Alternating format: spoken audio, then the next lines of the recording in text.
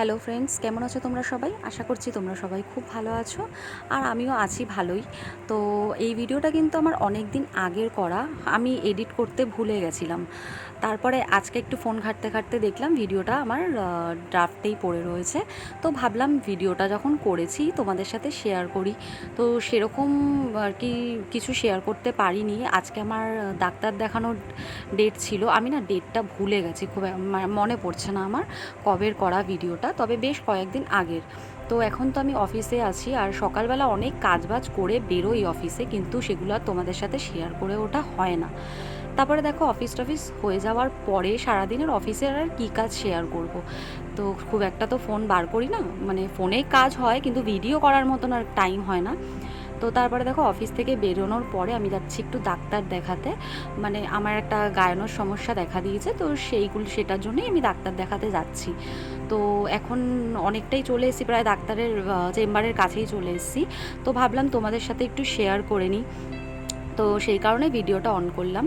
আর ভেতরে গিয়ে ভিডিও করতে পারবো না হয়তো, তাও যদি পারি আমি ভিডিও অবশ্যই করব। তো দেখো এখন চলে এসেছি, ভেতরে ঢুকছি। আর এখানে না ভেতরে আমি ভিডিও করতে পারিনি, তার কারণে ডাক্তার কি বললো তোমাদের সাথে শেয়ার করব পরে। এটাতে প্রবলেম আসছে। আমি তোমাকে তো প্রথম দিন থেকে বলেছি, ওয়েট এমন একটা জিনিস যেটা মানুষের শরীরে রোগ আনে, যে কোনো রোগ, শুধু এইটা নয়, সবটাই করে একটা, বুঝলে? কোথায় রেখেছো? কোথায় রেখেছো গাড়ি? চা খেলে খাও। এই আর দুধছে না, আর দুধছে না, আমার ইচ্ছা নেই। ইচ্ছে করছিল কিন্তু আর না গো বুদ্ধু, আমার মন থেকে উঠে গেছে, আর না। এইখানে বলে রাখি, দুধ চা খাবো না বলছিলাম, তাও কিন্তু দিনে একবার করে আমি খাই দুধ চা। কেন বলো তো, আমি না দুধ চাটা একদমই ছাড়তে পারছি না, আমার ভীষণ চায়ের নেশা।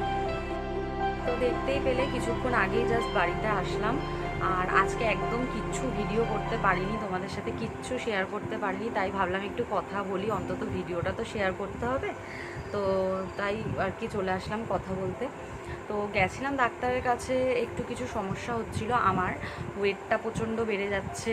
সেরকম কিছু খাওয়া দাওয়া করি না, হয়তো এমন খাওয়া দাওয়া করি যেটাতে আর কি ওয়েট বেড়ে যাওয়ার মতনই খাওয়া দাওয়া করি, এটা সত্যি কথাই। তো সেগুলো সব কন্ট্রোল করতে হবে এখন, অনেক কিছু কন্ট্রোল করতে হবে।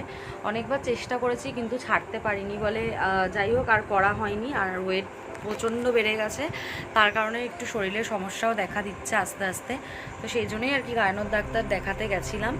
তো ডাক্তার ওষুধ দিয়েছে, 3 মাসের ওষুধ দেওয়ার পর থাইরয়েড টেস্ট, সুগার টেস্ট এইসব করতে দিয়েছে। তো দেখি এখন 3 মাস ওষুধ খাই, তারপরে টেস্টগুলো করি, ওনার কাছে রিপোর্ট নিয়ে যেতে হবে। তবে টেস্টগুলো 3 মাস পরেই করাতে হবে।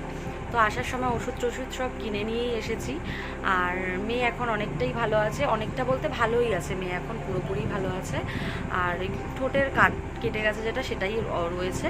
তো ওটা আমি ওষুধ দিচ্ছি, ওটা ঠিক হয়ে যাবে, সেটা কোনো ব্যাপার না। তো যাই হোক, এইটাই আর কি বলার ছিল, এই জন্যই গেছিলাম। আর ওখানে গিয়ে একদম ভিডিও করতে পারিনি, যেহেতু বুঝতেই পারছি মা দাঁড়াও, মা চিৎকার করে না, মা চিৎকার করে না। তো ওখানে গিয়ে ওই জন্য ভিডিও করিনি। কি হয়েছে, কি করবি? উঠবি? আচ্ছা দাঁড়া। তো এখন আমার পিঠে উঠবে, ওইটাই বলছি একটু উঠবো। তো এত নাম ধরে ডাকে না, কি বলবো, প্রচণ্ড নাম ধরে ডাকে। আর এখন ছোট তো, ওকে বললে পরে ও বোঝে না। মামামও বলে, প্রিয়াঙ্কাও বলে, মাঝে মাঝে শোনে, যেহেতু ওর বাবা ডাকে, আমার শাশুড়ি ডাকে, তো ওই শুনি আর কি, ওর জন্য। তো ঠিক আছে। আর আজকে তো সেরকম কিচ্ছু ভিডিও করতে পারলাম না। তো রাত্রেবেলা রুটি করব, আটা মেখে রেখেছি, রুটি করবো আর ডিমের একটু ভুজিয়া করে নেবো, ওটা দিয়ে খেয়ে নেবো, কারণ কোনো তরকারি কিচ্ছু করিনি। আর আমার বর হচ্ছে গিয়ে ম্যাগি খাবে বলেছে, ম্যাগি ডিম সিদ্ধ দিয়ে খাবে রাতে। আমি কিছু যেহেতু রান্না করিনি, তো ওগুলোই খাবে, মেয়ের জন্য সুজি করে নেবো। তো ভিডিওটা এখানেই শেষ করছি। ভিডিওটা যদি ভালো লেগে থাকে অবশ্যই লাইক করে দিও ভিডিওটাতে। আর ফেসবুক থেকে যারা দেখছো তারা প্লিজ আমার ফেসবুক পেজটাকে ফলো করে দিও, আর যারা ইউটিউব থেকে দেখছো তারা প্লিজ সাবস্ক্রাইব করে দাও। চলো সবাই ভালো থেকো, সুস্থ থেকো।